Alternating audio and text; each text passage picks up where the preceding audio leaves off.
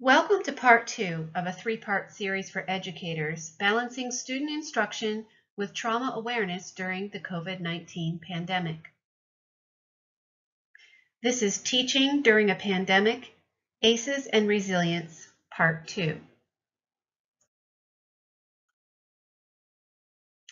Our objectives for Part 2 include review how trauma from adverse childhood experiences affects learning, demonstrate the 7 C's of resiliency, explain what actions educators can take to foster resiliency in students, and provide information about what to include in conversations that support resiliency building.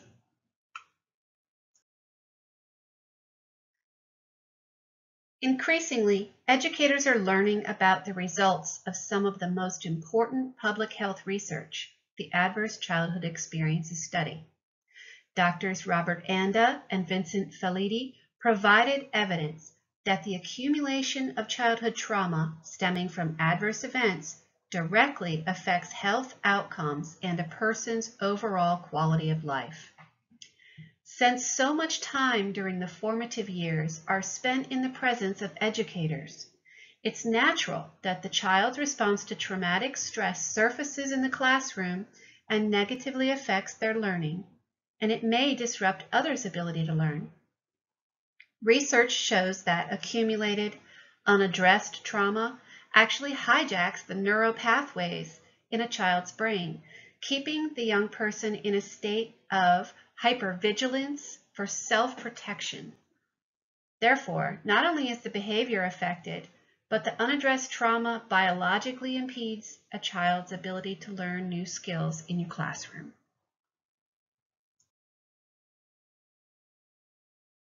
As a teacher, you may or may not be aware of personal negative experiences a student is navigating at any given time. However, understanding that a student's poor behavior or performance in class may be stemming from one or more of the experiences listed in this slide is the first step to breaking through the learning barrier that trauma creates. We must be on increased alert during this time in particular, since natural disasters like COVID-19 pandemic can add to the accumulation of traumatic stress.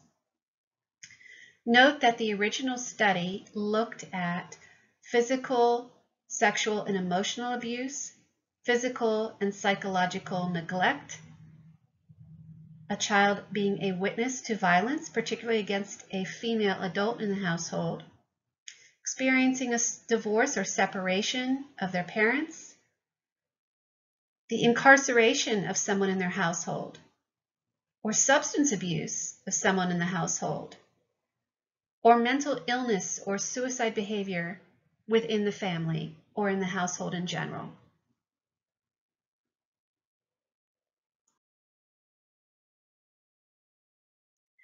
This slide is a review from part 1 of our series. It reminds us that even if we don't know what specific events are negatively affecting a student, we can still look for signs that their response may be trauma-related. We can also learn some of the most common triggers that can occur either in the physical or in our virtual classroom. The main point to remember is that we should look for reactions in the student that seem more extreme than the problem at hand. In other words, look for moments when the intensity of the child's response doesn't match with the intensity of the stressor. We've learned that an accumulation of toxic stress from adverse childhood experiences impairs a student's academic growth, causes discouragement, and can contribute to social problems and maladaptive coping strategies that lead to poor physical and mental health. Now that you are becoming increasingly aware of what trauma response looks like and what the triggers may be, you can learn practical ways to counterbalance toxic stress. You can support struggling students successfully and manage a classroom more effectively. So let's address that approach.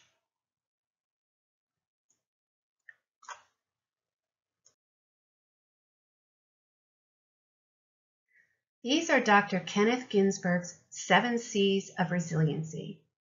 If teachers keep these points in mind as they mentor students who are experiencing trauma, they will likely see growth.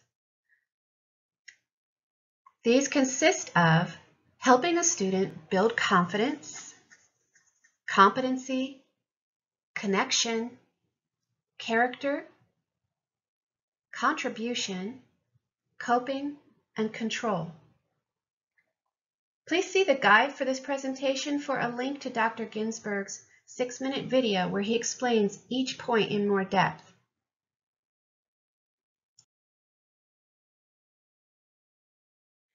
Resiliency is a skill that we can all build, but remember, resilience can ebb and flow throughout our lives. Don't be discouraged if a student occasionally has trouble digging deeper for extra strength they've been able to tap into in the past. Encourage students to track their learning, create their own goals, and give opportunities to get them to connect with other students with similar interests. Keep them challenged and not passive. Recognize that for a struggling student experiencing trauma, school can feel like something that's done to them, not a part of them. Stress of schedules or testing, new virtual learning, time constraints, they can all feel cold, especially in a virtual environment. Personal connections with your students are okay, especially now. And this is a different approach than in the past.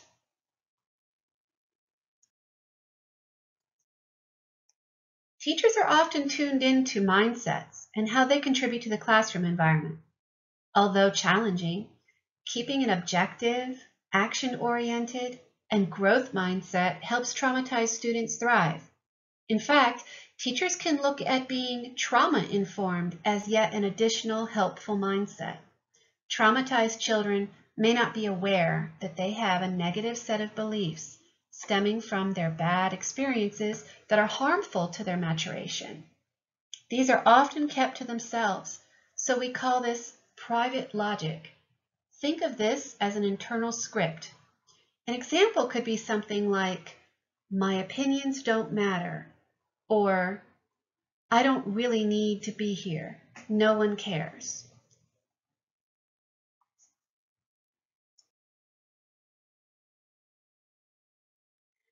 Teachers face a new challenge when they apply school policies and protocols to learning environments adjusted during COVID-19 pandemic. It is as important as ever to report if a student expresses thoughts of suicide, harming themselves or others, or any indications of abuse or neglect. But what if a teacher is aware of lingering trauma from past experiences that's still affecting the student after it's been reported and addressed? Remind yourself teachers are not required to be therapists as much as you may want to help solve their larger life problems. Consult with the administration and guidance office on the best way to support the student with identified needs. This doesn't mean teachers can't provide ongoing help. After the initial connection to care, teachers can also be an enormous support on a daily basis with even small efforts like a greeting each day. In addition, while a student is working with a professional helper to heal and build resiliency, teachers can model healthy coping skills.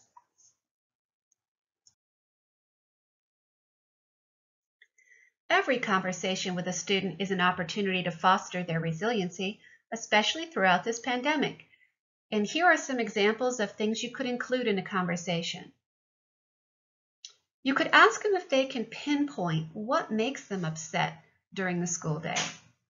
Help them identify how they can diffuse the bad feelings that arise. Are they able to hold on to anything positive right now? Any positive emotions? Can they recall satisfaction in any of their school assignments or part of their day? Or only just the disappointments? Ask if they can literally try to visualize letting go of the things that frustrate them, at least before they fall asleep each night. Maybe they could even write them down on a sheet of paper, or tell an adult. And that way they literally can give them up. Encourage flexibility, focus, and persistence. Find out what they think they're doing well and where they want more help or practice. And the big thing too is to praise their achievements, but praise them with honesty.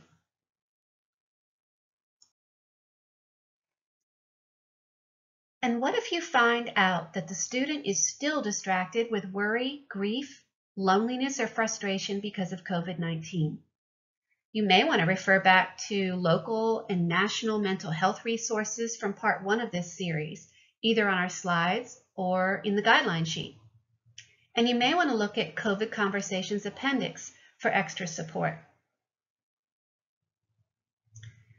Acknowledge with them that the pandemic creates extra hardship for them, and be honest that you're feeling it too. Listen, be ready to connect them to resources to alleviate that distress. And remember too, it could be more than the pandemic that's stressing them out. Share basic information about COVID-19, enough that you feel comfortable, and match it to their maturity level. And use the trusted resources like CDC or information from VDH to guide that conversation. Remember too, to keep that parent or guardian involved and let them know that you've had this kind of conversation with your child, and include even more resources for them.